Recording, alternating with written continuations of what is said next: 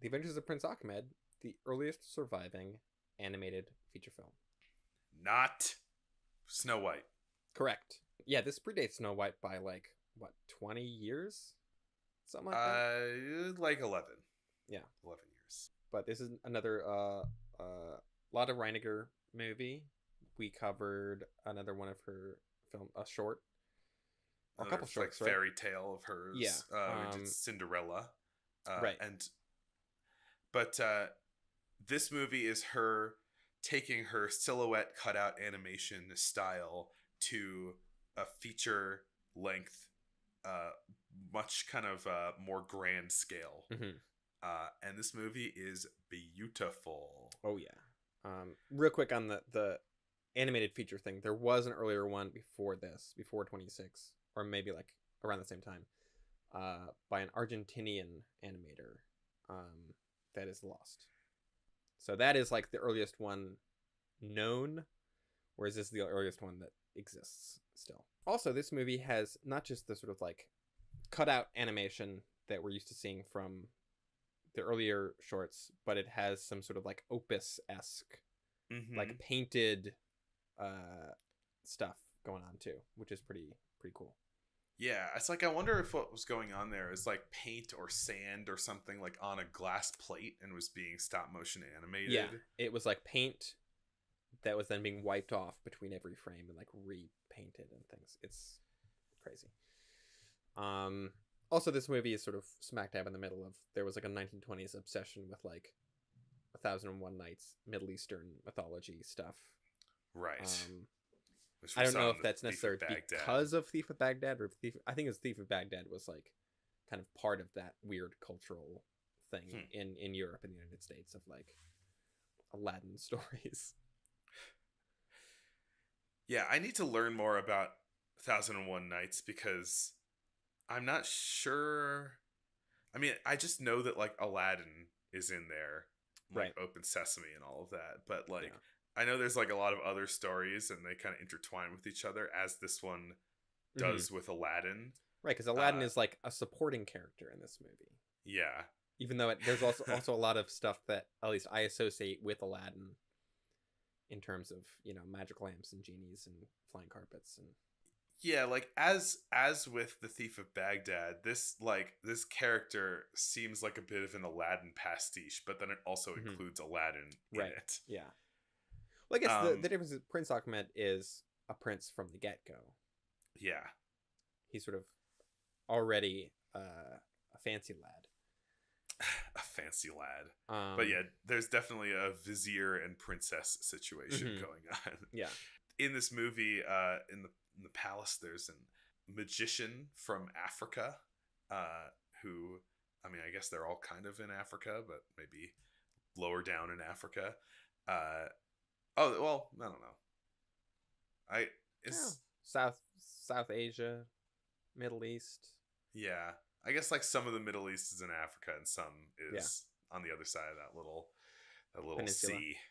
But yeah, so the magician kind of promises all of these powers, and he promises them a flying horse to the king. Also, the wizard is like casting spells in this movie, and so the majority of the animation in this is like animated cutout silhouettes.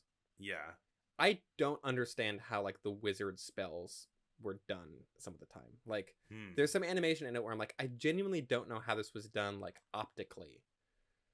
Right. Like what layers of things, or like, you know, using photography plus like whatever else was going on. And there's so much like really good like articulated movement of the fingers as he's casting the spells. Yeah.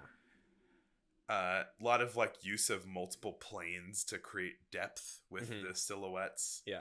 It's really cool. Even though this isn't like what I guess we would consider traditional animation of like hand drawn or like cell animation, it is definitely I think most like complex animation that we've watched up in terms of like for the show. Like yeah.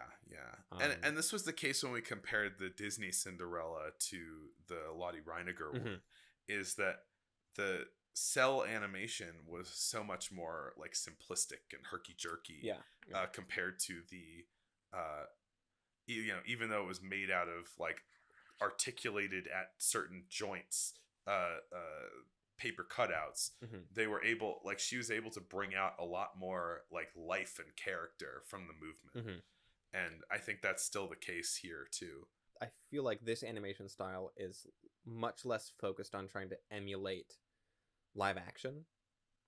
Mm. I feel like a lot of hand-drawn animation, even now, is like, right, things exist, there's perspective, right? It's like a lot of animation is judged on like how well it can emulate live action in terms of like what the shots are and like moving camera or whatever.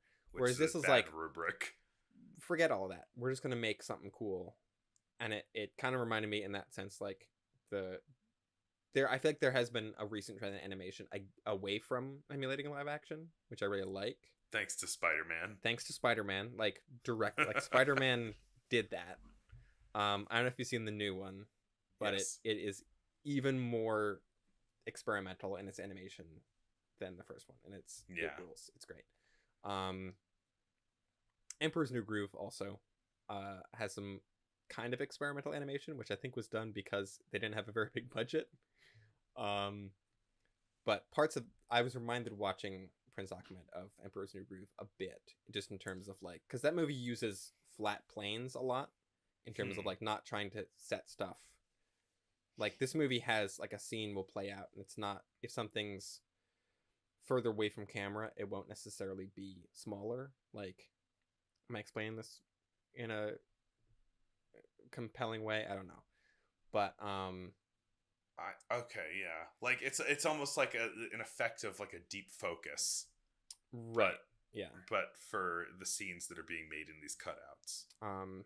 Yeah, is that what we're talking about? I guess so. But the overall thing is, yeah, animation looking good as animation for its own sake and not trying to recreate photography. Yeah. Yeah. I mean, great. Very specifically going for something stylistic, like her style of these cutouts, where it limits her in the types of things that she's able to depict. But she finds really interesting workarounds, and she comes up with really like interesting things that are unique to this style of animation, of these silhouettes and cutouts and that kind of thing. Like certain camera angles are a lot more locked off, and you can't show emotion as well, like facial emotion as well. But she does a lot with like emoting through movement in this movie. Yeah. Do you want to talk about the plot at all? I feel like it's not far off from like Thief of Baghdad and Aladdin. Like there's a lot of crossover. Yeah, it's got a lot of that same kind of DNA in it. I mean, you mentioned Emperor's New Groove visually, but like this movie, the main thing going on in this movie is kind of like a Odyssean like journey through a bunch of individual moments. Oh, Thief and the Cobbler also, I feel like might have been influenced by this. I guess that's also sort of a lost film. At least the original version of it, but like the original animation of that feels maybe a little bit influenced by this, maybe. I mean, beyond the aesthetic. Like I mean, they're both pulling from the same sources for sure, but and just in terms of like the animation being like very detached from that kind of like typical like hand drawn style. Yeah, I mean, Thief and Cobbler is a really interesting reference point because that movie is also beautiful. It's another movie that is I think the singular focus of the movie The Thief and the Cobbler is what can we do with animation that can potentially blow someone's mind, you know? So it is the one word that I use to describe The Thief and the Cobbler is indulgent in as many ways possible. I love that movie, but I guess another kind of interesting thing that you're talking about, that flattening, and there's a lot of like really interesting, like strange perspective flattening that happens in The Thief and the Cobbler. Right, and that's what I'm kind of trying to explain, but it's hard to describe, I guess. I see. right? It's like it's not trying to recreate what like your eye sees in terms of perspective, but it's more like a painting or like a yeah. Or I mean, it's like a cubist painting in a way, where Right. it's showing, it's like flattening perspective. Yeah. Yeah. But yeah, there's every scene of this has got some really cool animation stuff. And some of it is just purely how it's like depicted as silhouette cutouts. Like Mhm. there's a scene with reflections on water that is like so cool, just the way that like paper cutouts are used to show reflective surfaces.